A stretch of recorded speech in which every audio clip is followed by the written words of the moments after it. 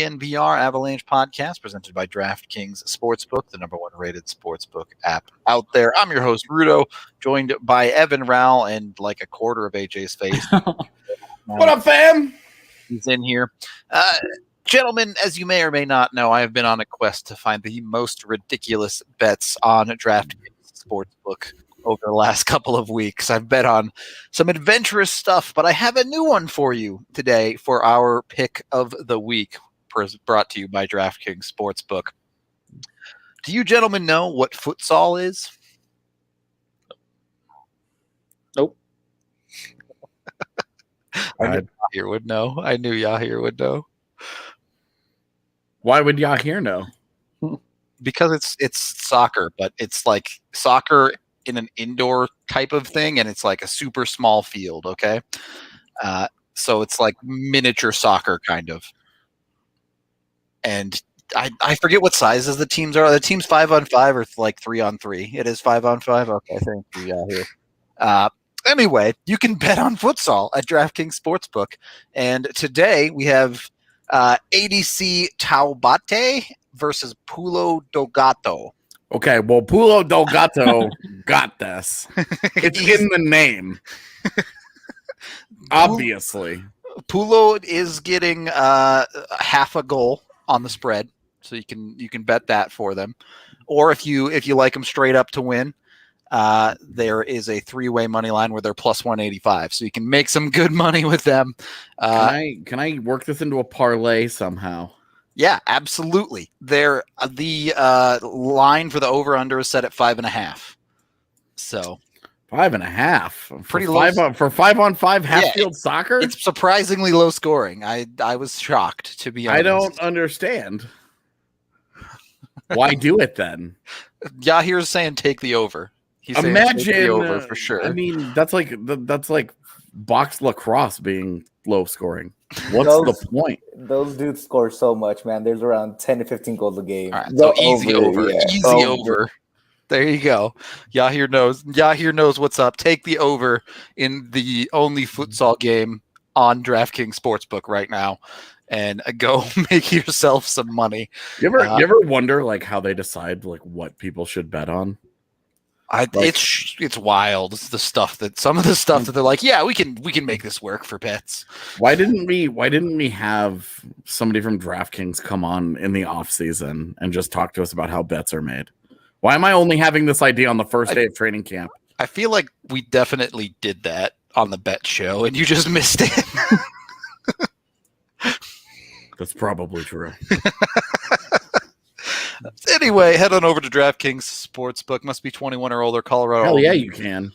Other terms, restrictions, and conditions apply. You absolutely can bet on the Vezina winner at DraftKings, maybe like the Hart winner too, or something like that. Kemper is a plus 1,000 or something like that right now. Yeah, he's like 5th or 6th, I think, best odds, something like that.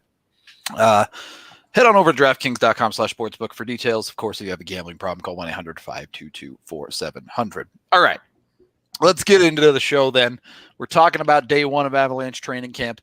In my mind, day one of training camp marks the official start of preseason. It's no longer off-season anymore. We're now into preseason. So, a momentous occasion. Whoa, and it's all about what Rudo wants. Yeah. I run this podcast, and I will turn it around, damn it. You gonna pull over to the side of the podcast road and make us stop? Yep. You gonna turn around and scald us like a referee scalding Bo Byram? Yep. Oh no, not that. That's exactly how it's gonna go. Dad's mad again. Why don't you show some leadership on this podcast, AJ? Shit. Taking all kinds of heat on Reddit. Now I got this to put up with. But I do think we pretty much checked all of our boxes for day one training camp. A McKinnon thrown stick, check. Players laying on the ice after skating really hard, check. Multiple goaltenders doing the bag skate, check. What else is on this list that I'm missing? I guess we got the EJ slide. The EJ slide. Random players in no contact jerseys. I was a big fan of the EJ slide, and our whole group of people immediately going, EJ's back! Thank you for the super chat, Pin King. Yeah, damn straight. You're gonna have to walk all the way to Ball Arena. Yeah, random players getting hurt. True, although they were all fine ultimately. Why would we have to walk the ball? Rudo doesn't even go to Ball Arena. That's not where that car is headed. Well, we'll see. We'll see what punishments I can dole out for this unruliness. In any case, where do you guys want to start? Should we start with Group 1? Might as well. Keep it simple. So Group 1 had the big line. I think we all kind of talked about it before the show. None of us really looked at the big line at all because, we already know what to expect from them. But where things got interesting is that second line in Group 1. Alex Newhook put in between JT Compher and Tyson Jost. Evan, I know you talked to Bednar after the whole shebang as well, and he had a bit to say about Newhook.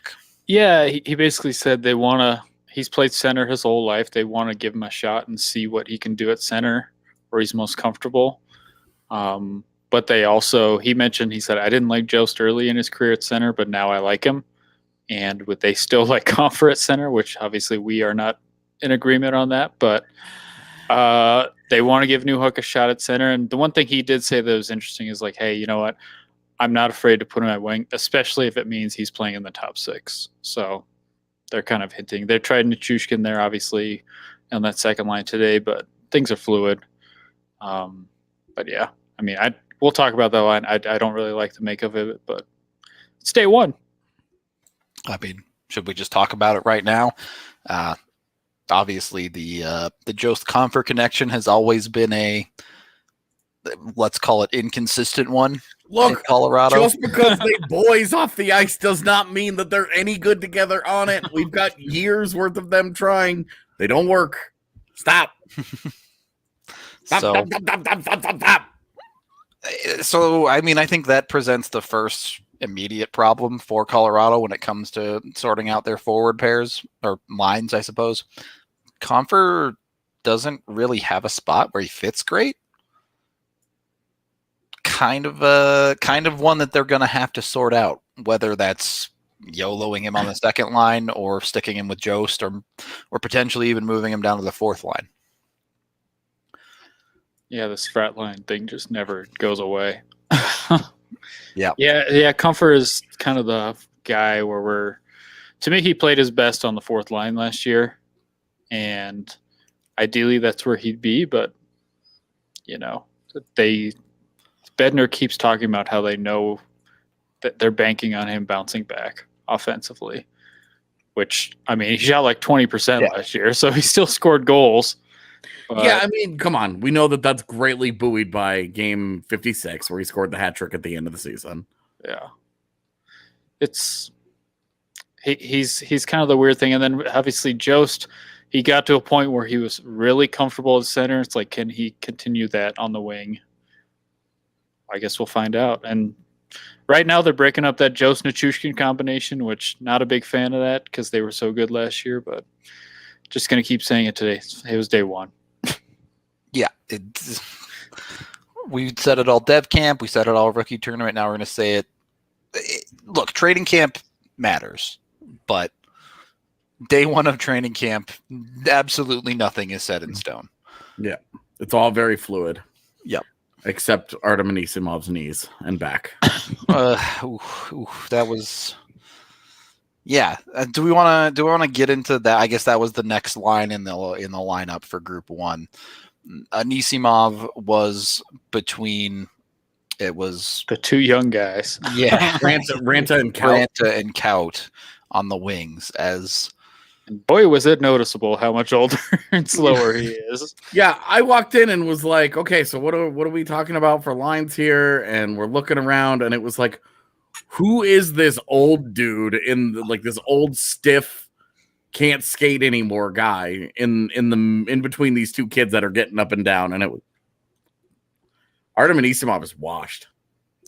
there were 2 players that really, well, 3 players I'd say that really struggled with the conditioning today. And Anisimov, Maltsev, and O'Brien. Yep. I was going to say Murray. Murray looked like he was struggling. I had a Yeah, problem that's with fair. Murray That's too. fair. Yeah, he really didn't look good. Yeah. O'Brien's problem was more that he gassed himself. Yeah, at the he went start too of the hard drill. too fast. Yeah. Just did not. The rookie mistake did not pace himself. But Maltsev and Anisimov was like done. Like he was just done. I think Anisimov was the worst of the bunch.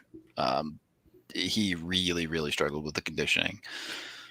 Yeah, and the conditioning, like whatever. Mason Gerson used to be amazing at It this. doesn't Remember? really And matter that much. it wasn't meaningful at all. What I had a problem with Anisimov was that he just didn't look any good. He didn't look like he could get up and down the ice.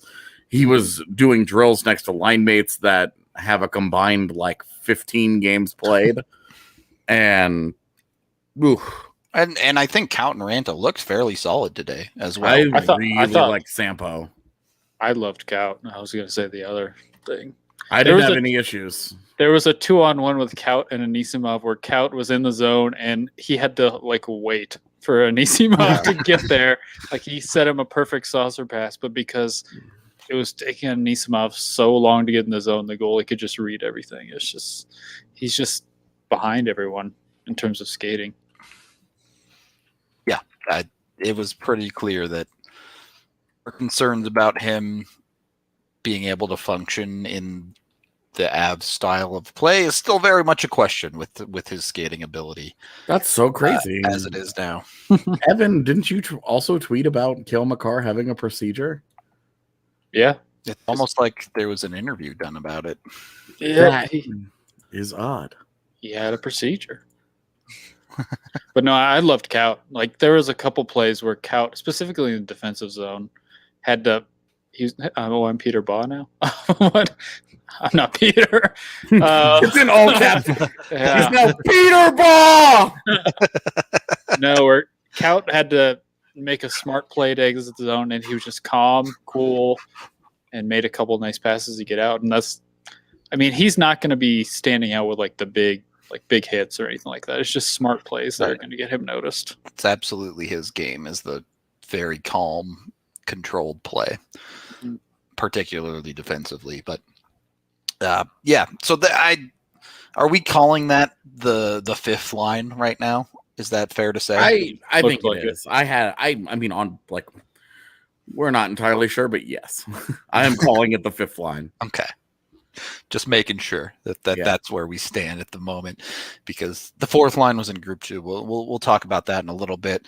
We had a handful of other guys that are not really particularly relevant to the NHL roster on the forward side in Group 1. Then you get into the defensemen, obviously, as everyone's already talked about. Makar in a no-contact jersey, not a big deal. Don't hit any panic buttons on that yet. Had a small procedure over the summer, tweaked something last week, and they're just taking it easy. Because Bednar, like we mentioned today, we were talking about it. Bednar basically said, "You get to camp, there are people trying to make an impression, and we don't want them touching him." Yeah, like just leave it alone. He's going to play in the exhibition. He'll be fine. Yeah. So Makar will be good to go. Yeah, we were joking today that 10 years ago, that's how a guy made a team. Is that you would roll into camp and you would light up one of the stars because it showed Moxie, kid. And it was all about he's got balls. And now you imagine like a guy goes in and lights up Makar, who's already in a non-contact, and it's like, don't you dare touch him! Please. You're cut. That's right. I mean, there was that. McKinnon was trying to cut the goalie that deflected a puck into his face. Who was it? Who was it in Ottawa?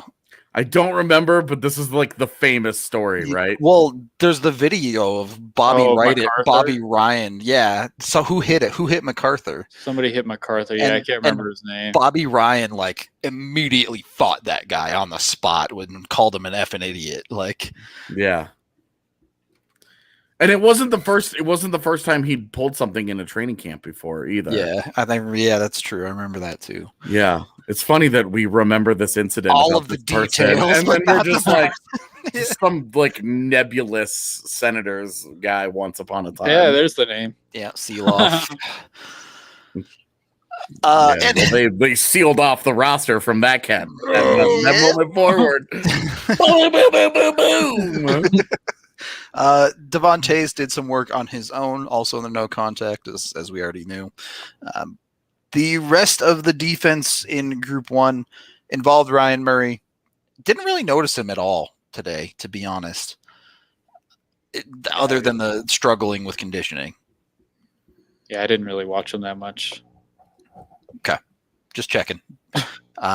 Now we have to get to the conversation that AJ is gonna love. This was his favorite topic of conversation in the cross chatter all day today.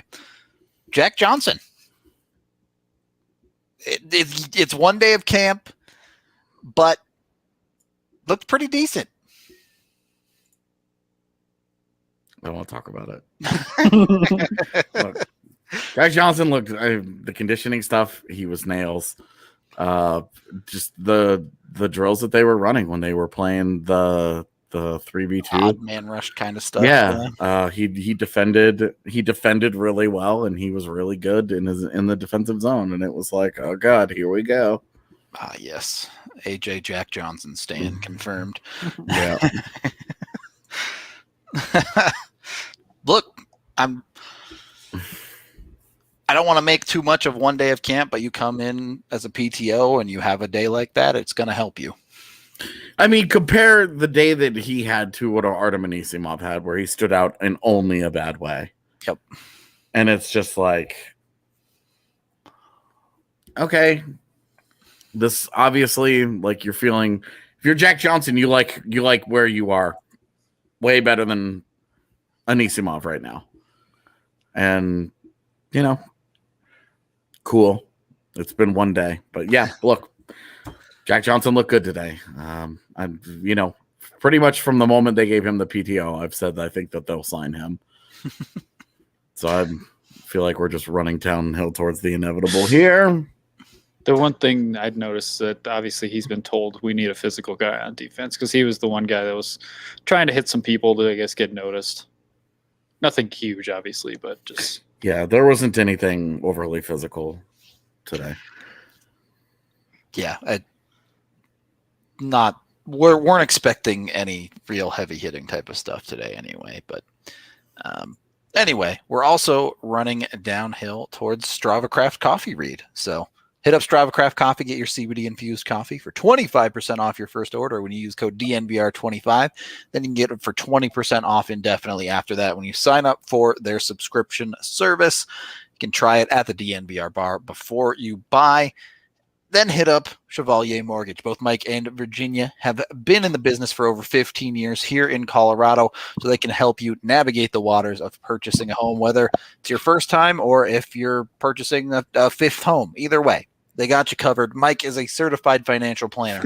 So yeah, just purchasing a fifth home as one does. Hey, look, rich people live here, okay? It's not any of us, but rich people do live here.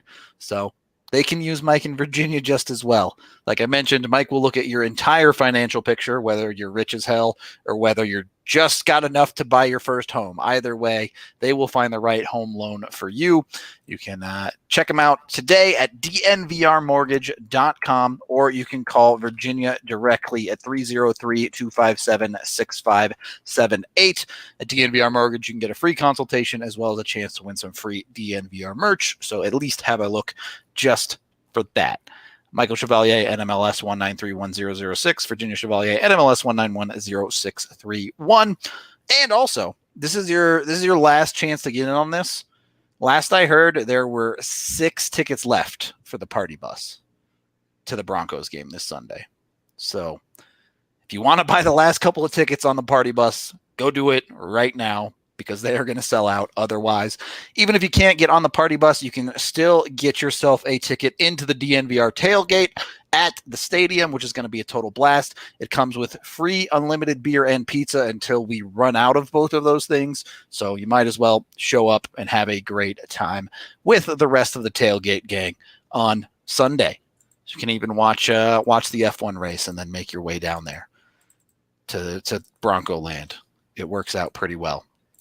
Yeah, Okay, second period of the DNVR Avalanche podcast presented by DraftKings Sportsbook. Pretty sure I already know the answer to this question I'm about to ask, but is there anything you guys can take away from the goaltenders from today? Juice just looked good. I noticed him making a lot of good saves, but yeah, I mean, no, I can barely watch goaltenders. I'm more focusing on the skaters. I realized halfway through that ad read that my shirt's been on inside out all day. Oh boy. All right then. Wonderful. That's how I feel about goalies, man. McDermott is listed as a D, and Bednar has stated that they intend to use him as a D, but if they need to use him at forward, they can. Yep. And he played D today. Yep. He was part of the defensive grouping in Group 2. So, no, he was in Group. Yeah, he was in Group. He's in Group 1. Okay. Same. I thought. I don't know. We have a graphic. Yeah. Bring up the graphic. Yeah, he played with Barron. He was in Group 1. Oh, that's right. That's right. Yeah. So it was McDermott and Barron in Group 1. So he existed. There was 1 3-on-2 rush where he followed someone to the middle and left his side completely open. Hate to see it. Yeah. Got lost in transition in a drill where he's got one teammate to work with. Just saying. What the fuck, man? Group 2, obviously you have the second line. The big conversation there is Valeri Nichushkin, the guy starting on that left wing spot alongside Kadri and Burakovsky. I think we all thought Kadri and Burakovsky looked solid as hell today. Not that that's surprising. Nichushkin is still Nichushkin in the offensive zone, though. Yeah, he's got gargoyle hands. Okay. How many more ways can you come up to say that? I've never heard that term before. I'm still trying to figure it out. I don't know what I've got next after this. Moving. Yeah, there was one empty net that he just completely flubbed. Backdoor pass. It was the entire net.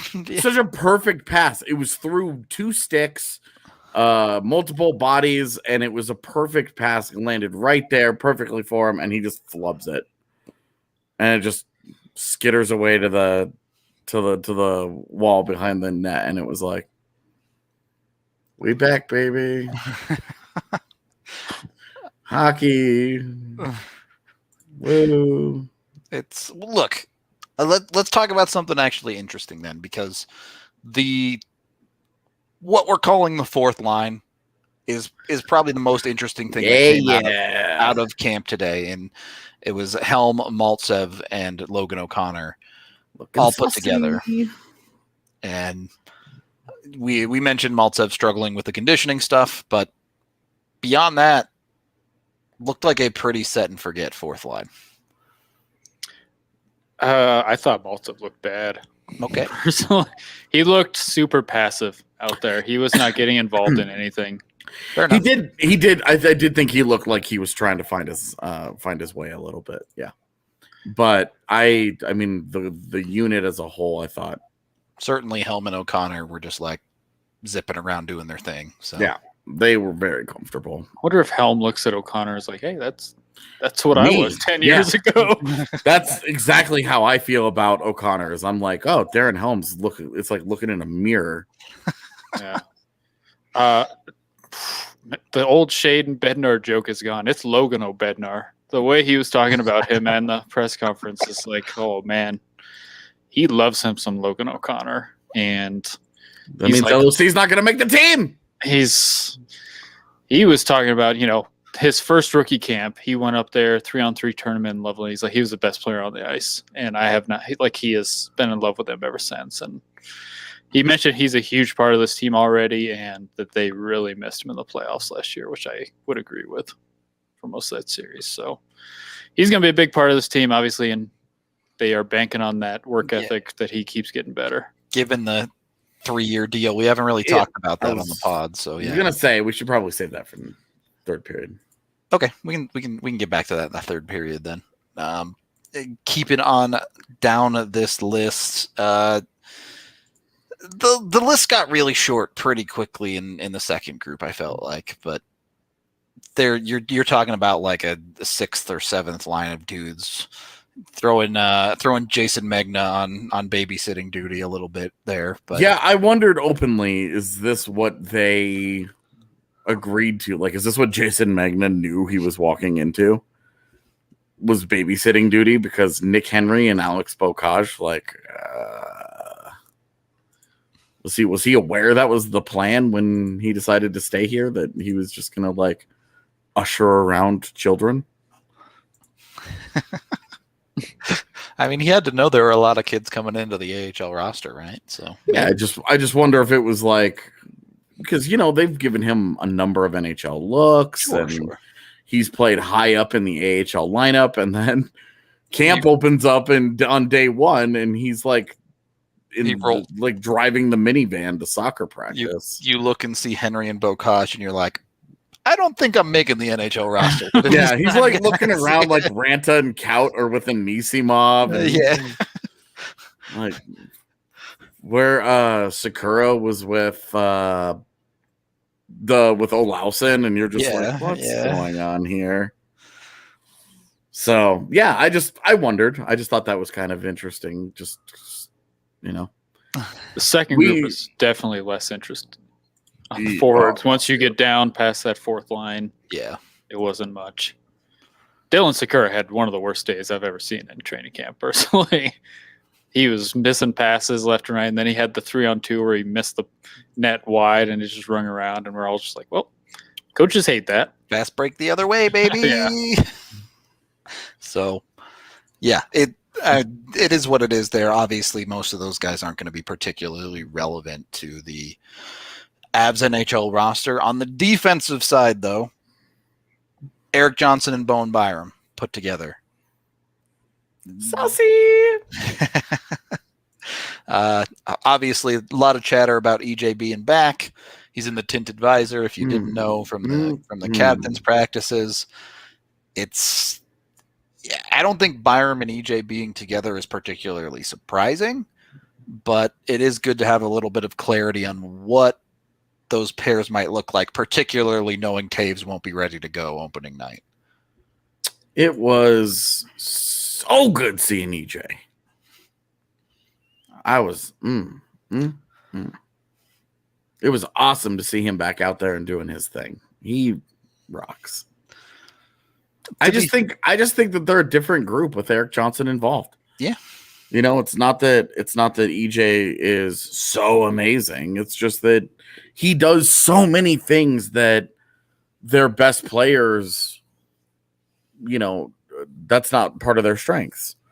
He just complements their top group so well that having him back out there, in today's camp, they're all in different groups, they're all split up, they're all doing different things, like whatever, right? But it's just you see him out there and he's firing, the stretch passes to guys, and you're just like, damn, man, it's good to have Eric Johnson back.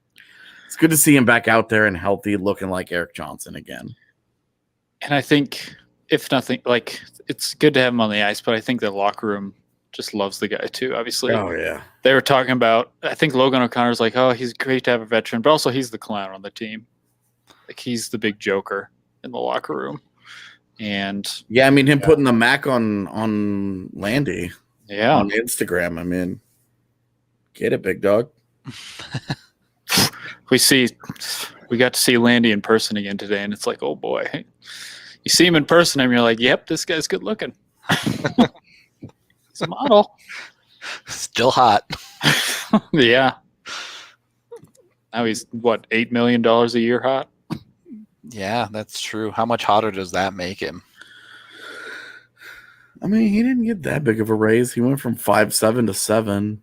Like, I'll take that raise. Yeah. Can I have that? I look way hotter. Oh yeah, and you think Mrs. Rudo is going to look at you differently if you get you have a $1.3 million raise? Oh yeah. I become way hotter immediately. All right. Look, I know right now on my best day I'm a 4.5. With $1.3 million in my pocket, that goes up to at least like a 6. At least. So. Like how you had the number ready, like you've thought about this before. Sitting in the mirror rating yourself. I don't know, man. This is problematic. Okay. All right. All of this is problematic. We'll move on. To be fair with the defensive pairings today, we did have Makar and Gerard together, and we know that that's probably not a long-term answer for the Avs. Bednar said that's day one. That I'm sure they'll be together, until Taves becomes a thing again. But I struggle to think they'll stick with that for a full season, certainly. So, from the man who rates himself, just my 2 cents. Yeah, it's because Byram EJ just seems like such a perfect fit to start with. It does. Which leaves you Murray and take your pick of Jack Johnson, Curtis McDermott, or maybe Jacob McDonald. Yeah, he looked good. His skating and his ability to just move always separates him from other guys. Yep. As long as you're okay with... There was a lot of big, slow dudes in that second unit, like that second group. I like Linus Gilbert today. The second group of defensemen was a weird contrast, right? Because Byram would go and break up a 2-on-1, and then some dudes I don't even know the name of would go, and Alex Bocage would beat him wide, and it's like, okay, well, that's too bad. Do you ever man, I was out there too. I was like, how the hell did Keaton Middleton play NHL games last year? How did they win games with that guy in the lineup? It didn't make sense last year when they were doing it. It doesn't make sense now. I'm still confused as to the appeal here. I just don't understand. Well, sometimes the ways of the Avalanche are beyond mortal understanding. So, and one guy I was interested in seeing was Roland McEwen, but it came out he had COVID, and COVID has already hit the team. But I guess those guys are recovering. McEwen and Matteau. They had COVID. It wasn't about the vaccine. It was they tested positive. But Matteau is clear. It's just they didn't want to throw him into day one of camp because he hasn't done anything for 7 days. So those guys are already immediately behind. That's a way to look real bad in the conditioning if you had just tossed that dude in. But the Avs are in training camp. I don't really know much else to say about it. Day one is generally just everyone getting up to speed and then skating around a lot, getting the feet wet and doing some conditioning. Yeah, there's really only 15 to 20 minutes of drills per side there where you could be like, okay, you can see something here, 3-on-3 stuff like that. How should I just do it? Yes. Okay. All right. So in training camp, they're getting their feet wet and getting their conditioning. But if you want to do some conditioning to help you get your dick wet, oh God, Manscaped is the product for you. Just head on the goat on this one, huh? Yeah, we didn't agree to do that. I mean, I was supportive of Rudo, and then he started talking. Head on over to manscaped.com. Get 20% off with code DNVR. Be sure to use the code. You get free shipping as well if you get the Perfect Package 4.0. So jump on it today. Let them know Rudo sent you over there with his amazing reads. We're going to have to change our promo code from DNVR to Rudo. I should just strike out on my own with these things. Wherever Allie is, she just instinctively face palmed. Yeah, she's audible groan. Hit them up. They have plenty of other products as well to take care of all of the hair all over your body, your face, whatever. You can get toner, deodorant, all that sorts of stuff. So check out Manscaped today and get yourself some awesome products to help with whatever it is you might be working on. Also, brought to you all by Hassel Cattle Company. Go get yourself some delicious that ad meat. was a home run, so we can change it to HR. It's fine. Got him. Go get yourself some amazing Hassel Cattle Company meat. Just I talked to shout out Jesse, not Montano, but the Jesse that I met at the DNVR bar the other day. He came out from Pennsylvania and said the Wagyu beef burger was worth it. So go try the Wagyu burger down at the DNVR bar, or go get yourself some steaks from HaskellCattleCompany.com. I mean, if you face palmed, it still counts. Like, yeah, we'll take a differently spelled alley face palm. It's good enough. The energy is the same. Check out HaskellCattleCompany.com and use code DNVR10 to get 10% off your entire order. You can manscape those steaks if you want to. All right, you can get those steaks wet too. It's fine. Do whatever you want to do.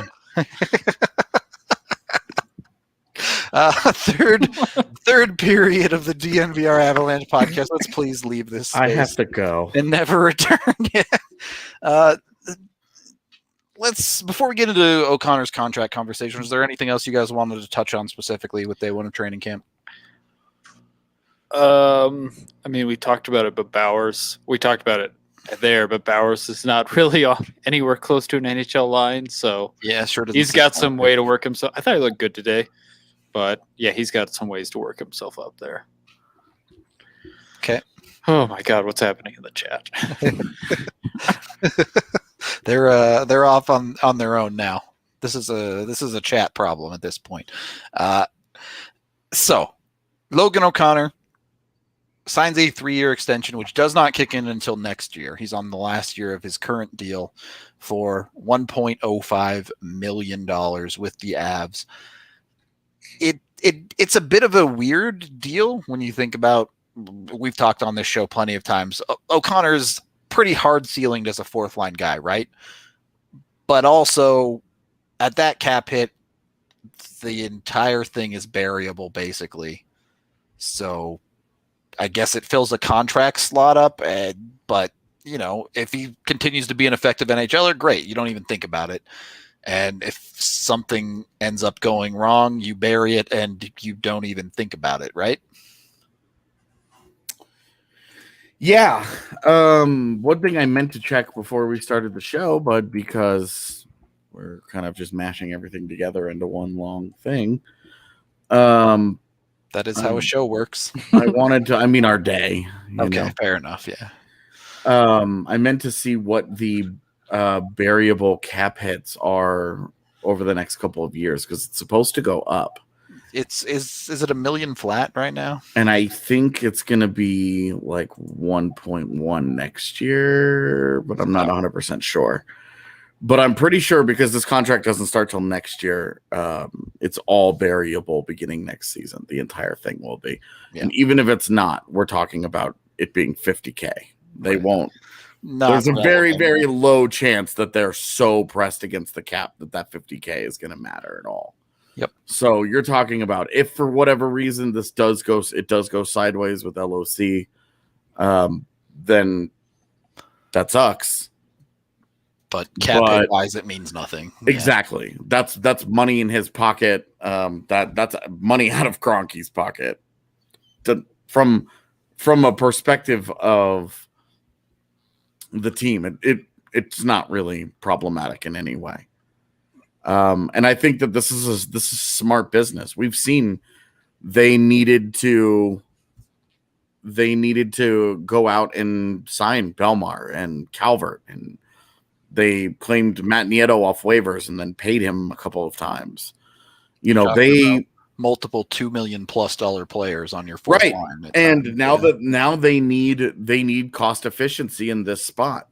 While $1 million is certainly a not meaningless raise, you know, it's 285K raise over what he's getting right now. Don't do math on air, AJ. Somewhere in there, from what he's, and for what has he done? When you look at like what he's actually accomplished, we keep waiting. Like we're all fine with the guy in the lineup. Like it's not that. It's just can he stay healthy? Can he do it over a season? Can he become a full-time guy? He hasn't done it yet. He's played in 2 little spurts. He's had two extended stints and kind of been all over the place, then injuries. If you include his playoff games, he's had 50 NHL games total. Yep. And he just got a 3-year deal for 50 games. Yep. He got asked like, why now? Why would you accept that? I want to be like, if someone put 3 years on the table for you as a fourth liner, aren't you like, yeah, I'm taking it? Well, yeah, absolutely. I think part of the question with this deal is what really is the upside of it, because I think we all agree that we see O'Connor's ceiling as pretty hard capped out as a fourth liner, which is okay. Look, if we're joking about, Darren Helm looks at him and he sees himself, right? Yep. Okay, go back and look at Darren Helm's career. How much money did Darren Helm make in his like heyday? 2.125, and then he had a 5-year, almost $20 million deal where he was making $3.85 million. But he was now Darren Helm overpaid for that. Yeah, Darren Helm has 3 30-point seasons in his career. We'd be screaming it from the mountaintops if O'Connor has one, I think. Yeah, and so like we're not looking at Logan O'Connor thinking he's going to score 30 points here, okay? Let's talk more like 16, 17, 18 points. Enough and then go from serviceable, there. Yeah, enough where you're totally $1 million. You know how easy it is to live up to $1 million contract? Just show up and do your job. Kill penalties. Don't be a sieve defensively. Be smart. Don't take penalties. The all the different things that LOC is going to be able to help them with, from the PK to being a good defensive fourth line. Like $1 million for a guy that you're comfortable with, for a guy that you like, for a guy that's been in Colorado for a long time now, between DU and now the Avs. Like, it's just, these are the most surprising deals in the NHL because both sides are perfectly content here. The Avs get cost certainty on the fringe of a roster and a young player that they like and that they've helped develop, that they went and found as an undrafted guy. He gets job security for 3 years, but the Avs make sure that they don't ever have to overpay him in any way that will hurt them. At worst, they're paying $1 million for a guy who ends up back in the AHL someday. They don't care about that. It's not a salary cap that they have to worry about down there. It's fine. I legitimately don't see a single downside here that bothers me about this. Yeah, and I don't think it bothers at all from O'Connor's side as well, because think about it. Logan O'Connor's 25 years old. He's done okay. He's had 2 stints in the NHL, so he's made a little bit of money. But because of his cap is totally variable, it's extremely unlikely that this contract ever gets bought out. So O'Connor has essentially guaranteed himself $3 million for playing hockey, whether that's in the NHL or the AHL. Yeah. Seems like a good deal. And no brainer for him. Yeah. Life as a fourth line guy is usually life on a 1-year deal, maybe a 2-year deal. If you're lucky. I mean, you remember when Mark Barberio signed in Switzerland and was like, they offered me a 3-year deal. I never got one of those in the NHL. Yep. As a depth defenseman, the most he ever got was a 2-year deal beyond ELCs and stuff. Yep. And because of O'Connor's age when he signed his ELC, that was a 2-year deal. They gave him a 3-year deal. He got cost certainty for the Avs. He gets paid money that he doesn't have to mess with 1-way deals, 2-way deals. He's gonna make $1 million for each of the next 3 years. Yep. After this one. Yep. Like this is where he's likely to make NHL salary for most of this year. Right. And like where we've previously talked about, don't give term to depth. Don't do it for 30-year-olds. Yep. Don't do it for face-off specialists. And don't do it for $2 or $3 million. Like Pierre-Edouard Bellemare at $1.8 million. No. We're not even having that go. If this was a $1.8 million deal, I'd feel differently about it. Yeah. But at essentially $1 million straight up, come on. I mean, the key to why you feel so good about this is because it is entirely variable. Yeah. Sure. It would suck for Kroenke's pocketbook if O'Connor ends up in the AHL, but it doesn't matter. They trust the coaching there. They trust the front office to spend the money in a way that it's not a blank check, but it's we trust you to make good decisions here. Yep. And the team itself is entirely unaffected if everything goes wrong. Right. I mean, and we're talking like worst case scenario, we're trying to dig up a way for this to go wrong. There just isn't one. Yep. O'Connor is playing for the Eagles. That's the worst case scenario. How often do you ever see a team sign a multi-year deal with a player where you just say, well, there's no downside to this. This can only end in either neutral or a win. It's an easy deal for the team. The worst case scenario is you don't think about Logan O'Connor at all, and that's fine because it doesn't matter. Yeah. The problem with overpaying guys is that they are on your roster and that they are up against your cap. Yep. If a guy's contract is variable, you just don't care. It's totally fine. I mean, this is like a lesser version of what the Islanders did with Mayfield and what the Preds keep doing with some of their depth guys, with like Sissons and guys like that. Yep. Yarncrook, where they gave these guys long-term deals and said, hey, we really like you as a role player. Just go and be that guy. Evan, especially because teams are going to be paying. I mean, look, the cap may not be going up for a while, but even if it goes up just a little bit each year, that money always filters down to your fourth line guys. Those guys end up as $2 million players. This dude's going to be $1 million 4 years from now. He's going to be $1 million player. Evan, what are your thoughts on O'Connor as a player? Do you expect him to be an everyday guy beyond obviously the love for Bednar you've already mentioned?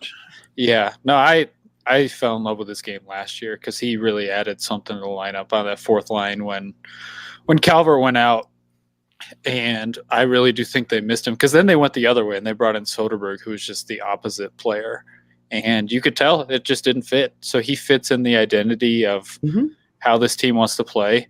And he is, I haven't looked at the advanced numbers, but I thought he was awesome on the penalty kill. And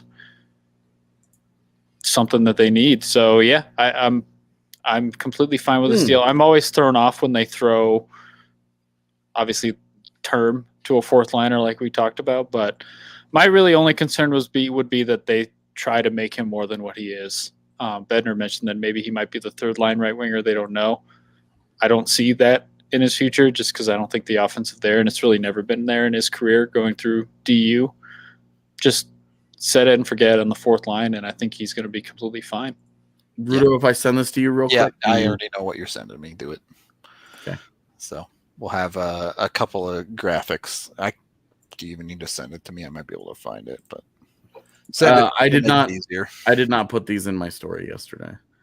I know. Evan specifically mentioned the PK, so that's what I looked up. Gotcha. Yeah, just send me them and we can dig into it a little bit. Cool. And the other thing I want to mention, because I asked Bednar, I said, do you use this as like Logan O'Connor as an example to the young players to say, hey, nothing is given to you. You can come in and earn this, and look what he did. And he said, yeah, absolutely. Because, I mean, look at the guy. He was undrafted. We didn't think much of it when he was signed, and now he's come in and earned an extension like this. Right. So this is the Avs penalty kill without O'Connor. 242 minutes. Keep in mind sample size because it is relatively small. With O'Connor, minus 51. That is actually absurdly good. So he is good on the penalty kill. I mean, that is outrageously good PK, even if it is only 35 minutes.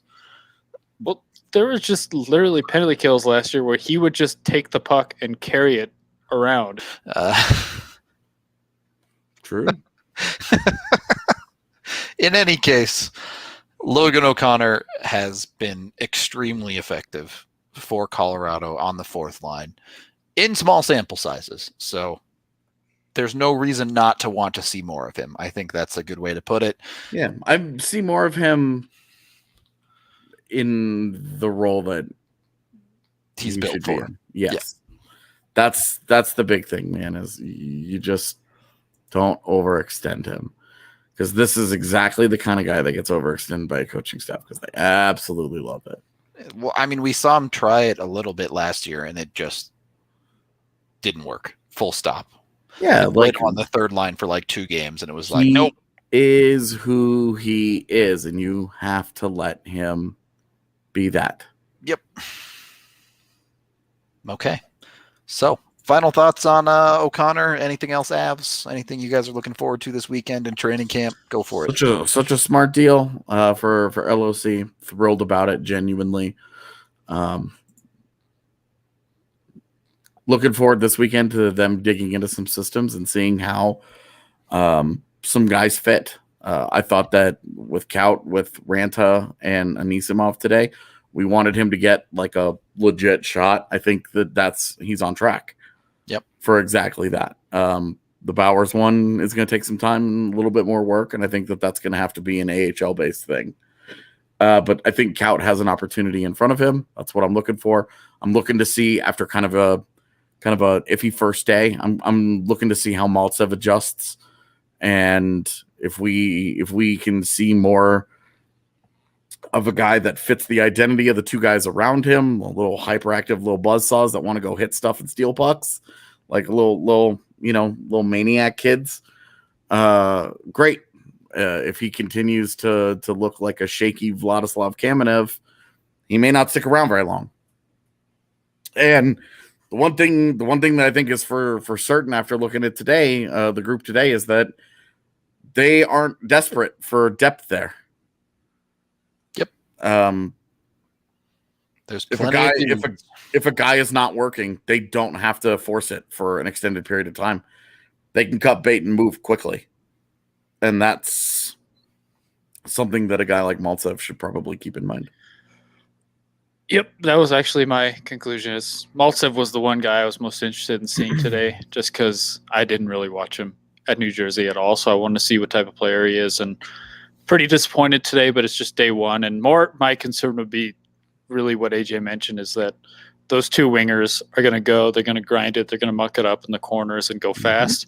Does he actually fit with them? Like, can he actually be a fit as the center on that line? So interested to see how that goes the next couple of days. And yeah, I mean, he's a big boy, big old neck, like we were talking about.